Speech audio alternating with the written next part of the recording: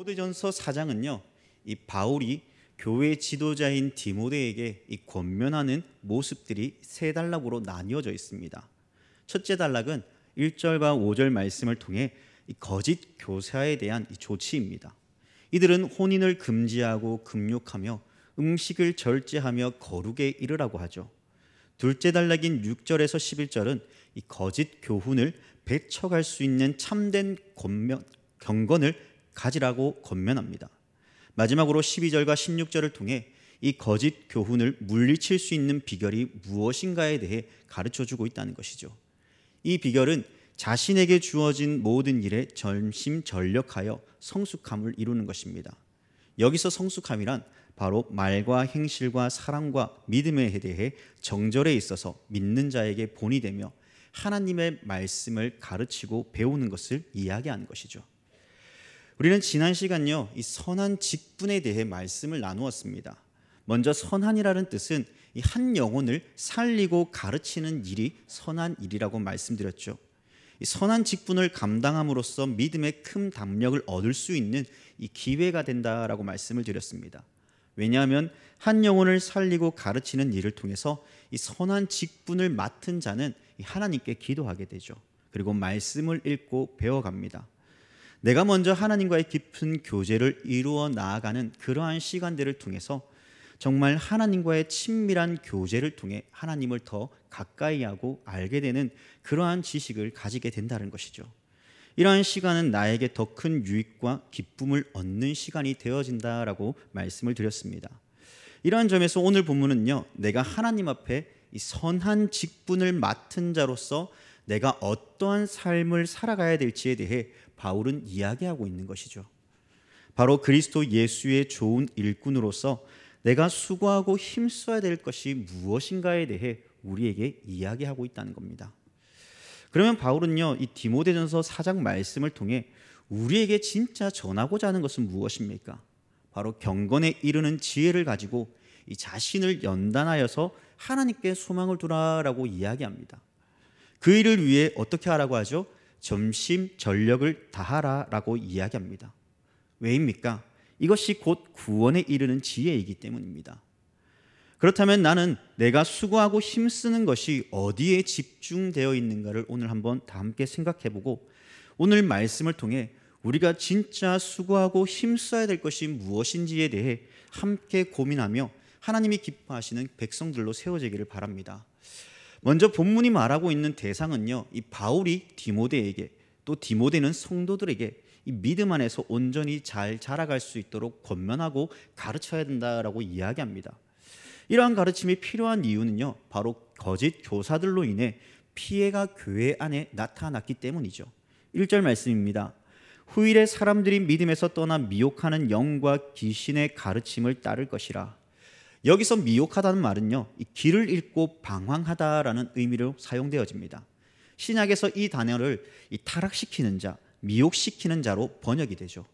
그래서 후일에 어떤 사람들이 믿음에서 떠나 미혹하는 영과 귀신의 가르침으로 진짜 나아가야 될 그 진리의 길을 잃어버린다는 것입니다.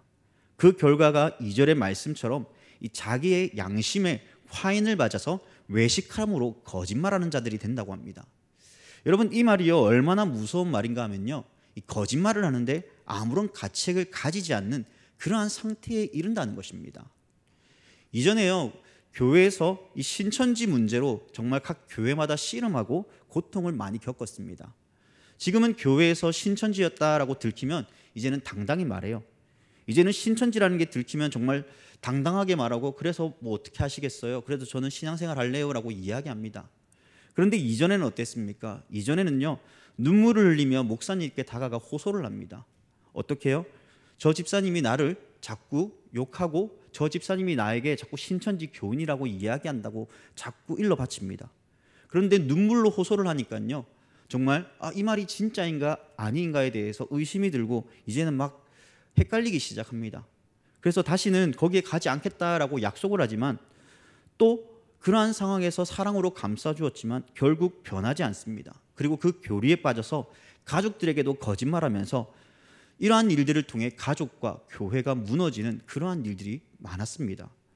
이러한 것들은 뉴스의 이야기를 통해서 얼마나 이것이 심각한가를 바라보았죠. 여기서 중요한 것이 무엇이었습니까? 신천지의 그 교리에 빠지는 것도 물론 정말 무섭고 두려운 일이지만은, 그러나 서슴지 않고 정말 그것에 대해 거짓말하며 이것이 진짜인 것처럼 이야기했다라는 것입니다. 본문에서도 그러한 거짓된 가르침에 빠져서 이 참된 경건이 어디에 있는가를 말할 때 당시에 가지고 있던 이 금욕주의에서 경건을 찾게 됩니다. 이 금욕주의란 말 그대로 혼인을 금하고 어떠한 음식물을 먹지 말라고 이야기합니다. 이러한 금욕을 지켜나감을 통해서 이것이 거룩한 삶이다라고 이 거짓 교사들은 디모데 교회에 정말 사람들에게 정말 그것이 진짜인 양, 이 성도들에게 이것이 진짜인 양 가르쳤다는 것입니다. 그런데 우리가 이 말에 자세히 기울여야 되는 것은 그들이 주장하는 바가 이 성경적 가르침에서 전혀 맞지 않다는 것입니다. 먼저 창세기 1장 26절 말씀에 보면요, 먼저 하나님께서 혼인에 대해 말씀하셨습니다. 1장 26절 말씀을 제가 읽어드리겠습니다. 하나님이 자기 형상 곧 하나님의 형상대로 사람을 창조하시되 남자와 여자를 창조하시고 하나님이 그들에게 이르시되 생육하고 번성하여 땅에 충만하라, 땅을 정복하라, 바다의 물고기와 하늘의 새와 땅에 움직이는 모든 생물을 다스리라 하시니라 라고 말씀하셨습니다. 이어 2장 24절에서도 그의 아내와 합하여 둘이 한 몸을 이루라고 말씀하시죠. 하나님의 창조 질서에 따라 이 남자와 여자가 한 몸을 이루어 이 세계를 잘 다스려 나아가야 됩니다. 그런데 거짓 교사들은 어떻습니까? 하나님의 창조 질서를 무너뜨리고 있는 것입니다. 두 번째로 음식의 문제는 어떻습니까? 창세기 1장 11절 이하의 말씀에 보면요, 땅에 풀과 씨 맺는 채소와 각기 종류대로 이 씨 가진 열매 맺는 나무를 내게 하셨습니다. 인간이 살아갈 환경과 그 먹거리를 하나님께서 제공해 주셨죠. 이것들은 분명 하나님 보시기에 또한 선하다라고 말씀하셨습니다. 하나님이 선하다라고 말씀하셨는데 피조물에 불과한 인간이 그것이 어찌 악하다라고 말할 수 있느냐라는 것입니다. 그러므로 그들의 논리는 전혀 맞지 않다는 것이죠. 거룩을 위해 성결하게 하기 위해 혼인을 금하고 음식을 폐하는 것은 하나님의 창조의 질서를 무너뜨리는 것입니다. 하나님이 선하다라고 말씀하신 것을 인간이 악하다라고 말하는 것이죠. 결국 하나님의 선하심을 완전히 멸시하는 행위입니다. 결코 그러한 논리나 그들이 정해놓은 법을 따라가서는 안 되는 이유가 바로 하나님의 창조의 질서와 하나님의 선하심을 그들이 모욕하였기 때문입니다. 그렇게 바울은요, 진리를 믿는 사람들이 이 선하신 하나님의 뜻을 감사함으로 받으라고 이야기하죠. 바울은 5절에서 말한 바와 같이 사람의 행위로 거룩이나 구원에 이르는 것이 아니라 하나님의 말씀과 기도로 거룩하여져서 하나님의 뜻을 쫓아 살아가라는 것입니다. 이것이 성령의 가르침을 쫓아 사는 성도들의 기준과 표대인 것이죠. 우리 또한 세상의 비논리적인 것들이 가르침에 우리의 마음을 쏟아서는 안 됩니다. 물론 그들의 지식과 가르침을 무시하라는 것이 아니라 참되고 진리 되신 하나님의 말씀을 더 깊이 깨달아 그것이 나의 삶의 원리가 되고 나의 표대가 되게 하라는 것입니다. 바울이 말했던 것처럼 저 또한 하나님의 말씀이 기준이 되고 원리가 되어서 거룩에 이르는 삶을 함께 살아가자라고 저는 여러분들에게 부탁드리고 싶습니다. 그때야 비로소 우리는 거짓된 교훈과 가르침에 흔들리지 않을 수 있게 되기 때문이죠. 바울은 디모데에게 경건에 이르는 지혜를 어떻게 구해야 되는가에 대해서 이야기할 때 디모데에게만 적용되는 것이 아니라 우리 모두에게도 이 말씀이 동일하게 적용되어진다는 것입니다. 우리 6절 말씀입니다. 6절 말씀을 다 같이 읽어보겠습니다. 시작.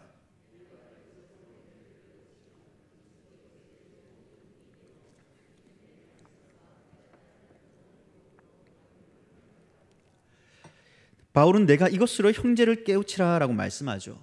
바울이 지금 말하는 이것은요, 말씀과 좋은 교훈입니다. 이것은 디모데에게 뿐만 아니라 이 선한 직분을 가진 모든 사람들이 따라야 될 이 경건의 지혜입니다. 왜 이러한 말씀의 가르침과 좋은 교훈으로 우리가 양육을 받아야 되는 것입니까? 말씀을 배우고 교훈할 때, 그것을 받을 때 비로소 우리는 무엇이 참되고 무엇이 거짓되었는가를 분별할 지혜를 우리가 말씀을 통해, 교훈을 통해 배울 수 있기 때문입니다. 그것이 말씀이 기초가 되어야 하나님께서 우리를 향한 하나님의 뜻과 예수 그리스도의 죽으심과 그 부활하심이 우리에게 어떠한 의미로 다가오는가를 알 수 있다는 것입니다. 이러한 기초가 중요한 이유는요, 저는 건축가가 아니기 때문에 이 건축하는 데 있어서 시공법은 잘 모릅니다. 하지만 이것 하나는 압니다. 어쩌면 여기 계신 우리 모두가 동일하게 아는 내용입니다. 무엇입니까? 바로 기초 공사가 정말 중요하다는 것이죠. 왜 이것이 중요합니까? 기초를 제대로 다루지 못하면, 이 뼈대를 제대로 세우지 못하면요, 이 건물이 가라앉거나 무너집니다. 그래서 집안의 기초를 다질 때요, 그 어느 때보다 더 많은 시간을 투자하여서 집안을 골고루 다룹니다. 그리고 정말 단단하게 만들어가죠. 이러한 기초적 투자는요, 앞으로 세워질 건물이 흔들리거나 무너지지 않도록 하여 이 든든히 세워가는 것입니다. 이것을 성경 말씀에 빗대어 보면요, 바로 모래 위에 지은 집과 반석 위에 지은 집을 생각해 보면 우리가 쉽게 이해할 수 있을 것입니다. 다시 말해 하나님의 말씀이 우리의 심령 가운데, 우리의 삶 가운데 기초가 될 때에 우리는 다른 것들에 의해서 무너지지 않을 수 있다는 것입니다. 좌로나 우로나 치우치지 않고 오직 하나님을 향해 나아갈 수 있다는 것이죠. 그런데 그 기초가 없으면 어떻습니까? 여기서 진짜이다, 저기서 진짜이다 라고 말하는 순간 우리는 거기에 빠져서 그것이 진짜인가? 이것은 가짜인가? 라는 그러한 고민에 빠지게 된다는 것이죠. 그렇기 때문에 우리에게 하나님의 말씀을 정말 배우고, 또한 그것을 듣고, 또한 그것을 좋은 교훈으로 양육을 받아 우리가 자라가야 된다라고 바울은 디모데에게, 또 디모데는 우리에게 이렇게 이야기하고 있다는 것입니다. 하나님의 말씀과 좋은 교훈으로 우리가 양육받을 때 이 비로소 7절이 말씀하는 바처럼 망령되고 허탄한 신화를 버리고 경건에 이르도록 내 자신이 연단되어져 간다는 것이죠. 여러분, 당시 시대적으로요, 이 헛된 미신적 이야기들이 참 많았습니다. 예를 들면 이방의 신화나 또 우상, 이 바울이 계속해서 말하고 있는 거짓 교사들의 가르침들이었죠. 사람들은 이방의 신화나 우상과 철학에 매료되어 있었습니다. 그들에게 지식이라는 즐거움과 유익을 얻었죠. 그 지식을 가지면 가질수록 뭔가 자신도 모르게 그것이 유익이 되고 그것이 뭔가 자신을 구원한다라고 느꼈습니다. 또한 여러 우상들을 섬김으로써 이 자신의 삶이 보호받는다라고 생각했죠. 그것이 당시 사람들이 가지고 있던 보편적인 생각들이었습니다. 그러므로 바울은 이러한 망령되고 허탄한 신화를 벗어버리라고 합니다. 그러한 거짓이 경건에 이르는 삶에 전혀 유익이 되지 않는 것이기에 과감히 버리라고 합니다. 우리는 세상에서 그리스도인으로 살아가죠. 그리스도인으로 살아간다는 것은 세상에 퍼져 있는 그 가치와 기준이 끊임없이 내 속에 침투하며 무엇이 진짜인가, 어떠한 것을 따르며 살아갈 것인가에 대한 그러한 것들이 끊임없이 우리에게 다가옵니다. 또한 그것을 우리는 벗어나려고 하나님의 말씀 앞에 우리가 바로 서려고 부단하게 몸부림치며 살아가죠. 하나님이 기뻐하시는 삶을 살아가기 위해 우리는 오늘도, 그리고 내일도, 아니면 우리가 천국 가는 그 순간까지도 영원히 몸부림치며 살아갈 것입니다. 그런 가운데 우리는 실패하고 넘어지기도 하죠. 그래서 나도 모르게 나는 진짜 하나님의 자녀가 맞나라는 그러한 의구심이 들기도 할 것입니다. 또한 그것에서 실패하며 넘어질 때마다 정말 나는 하나님의 자녀가 아닌가 봐, 저 사람은 저렇게 신앙생활을 잘하고 있는데 나는 왜 이래? 라고 하면서 정말 비탄하며 내 자신의 신앙에 대해 의구심을 가지게 만들 것입니다. 그런데 여기서 끝나면 좋은데 점점 나를 어떻게 만드나요? 의기소침하게 만듭니다. 나는 아무런 존재가 아니라고 생각하게 만든다는 것이죠. 그러니 사람들에게 필요한 것이 무엇이겠습니까? 어떠한 거룩에 이르는 그 행동을 취함으로써 그들이 마음의 안식을 얻고자 했다는 것입니다. 거기에 만족감을 두며 위로를 받으려고 했다는 것이죠. 그렇기에 바울은 이 행위적 경건이 아니라 하나님의 말씀과 좋은 교훈으로 양육을 받아 우리의 삶을 연단하라라고 이야기하는 것이죠. 이것이 진정의 경건한 삶에 이르는 길이라고 이야기합니다. 우리는요, 때로는 신앙생활할 때요, 정말 오늘 하루도 이렇게 나는 착하게 살았어 라고 하면서 혹시 여러분들 만족감을 누리며 하나님이 기뻐하실 거야 라고 생각하시지는 않았습니까? 저는 중학교 때요, 이전 교회에서 막 마이크 선이 떨어지고 막 이러면은 새벽까지 막 납땜질하면서 막 그렇게 했는데, 이거 하고 나면요, 왠지 하나님께서 오늘 나를 기뻐하실 거야, 나에게 복 주실 거야, 이런 생각을 굉장히 많이 했던 것 같아요, 중학교 때. 그런데 정말 하나님의 말씀을 알면 알수록 이런 행위보다 오히려 하나님이 기뻐하시는 삶이 무엇인가에 대해서 하나님의 말씀을 알아가고 또한 그 말씀 앞에 우리가 순종하며 나갈 때 그 삶이 하나님이 더 기뻐하신다는 것을 알게 되었다는 것이죠. 우리는 어떠한 행위야 그런 노력에 의해서 구원받는 것이나 또 경건에 이를 수 있는 지혜가 우리에게 찾아오는 것이 아닙니다. 하나님의 말씀을 듣고 배움을 통해서 그러한 경건에 이를 수 있는 것이죠. 그러면 바울이 말하는 여기서 좋은 교훈은 무엇이겠습니까? 바로 하나님의 모든 말씀이라는 것입니다. 교회에서는요, 생명의 말씀이 전파됩니다. 그 말씀을 듣고 내 삶을 기초로 삼아 자라가야 되는 것이죠. 하나님의 말씀을 내가 듣고 그 말씀에 순종하며 살아가려고 노력할 때에 우리는 경건에 이르는 지혜가 무엇인지 깨닫게 됩니다. 내가 그리스도인으로서 세상을 어떻게 살아가야 되는가를 말씀을 통해 배우게 되죠. 그렇기에 하나님의 말씀을 사모하며 이 선포되어지는 말씀을 통해 내 삶을 연단해 가야 되는 것입니다. 물론 이러한 길은 결코 쉽지 않습니다. 당시 생명의 위협 속에도 그리스도인들은 그 말씀을 살아내려고 노력했습니다. 우리의 믿음의 선진들 또한 이 기독교적인 탄압과 박해 속에서도 생명이 끊어져가는 그 순간 속에서도 예수 그리스도에 대한 복음을 믿고 의지하였습니다. 영적인 전투 속에서 끊임없이 기독교는 성장하였죠. 왜 그렇습니까? 하나님의 말씀이 생명력이 있기 때문입니다. 그곳에 진정한 구원과 참된 자유가 있다는 것을 알았기 때문입니다. 그러므로 바울은 이러한 수고가 힘쓰는 것이 우리의 소망이 하나님께 있다라고 고백하는 것입니다. 우리 한번 10절 말씀을 다 같이 한번 읽어보겠습니다. 시작.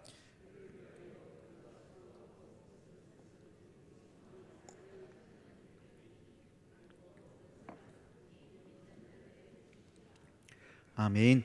여기서 우리가 바울이 말하고자 하는 바가 무엇인가를 찾아볼 수 있죠. 그것은 7절과 8절에서 바울이 말하고 있는 이 연단이라는 단어에서 어떠한 것에 우리가 더 힘을 써야 되는가를 우리에게 말씀해 주고 있다는 것입니다.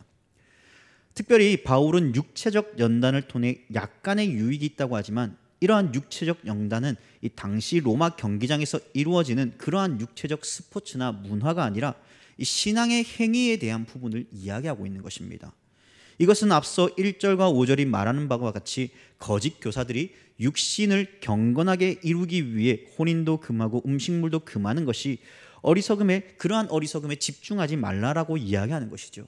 외형적인 모습에 치장되어 진짜 쫓아야 될 것을 놓치지 말라라고 이야기하는 것입니다. 또 다른 의미에서 왜 진정으로 수고하고 연단되어져야 되는 것입니까? 궁극적으로 참된 구원에 이르는 지혜가 하나님의 말씀이기 때문입니다.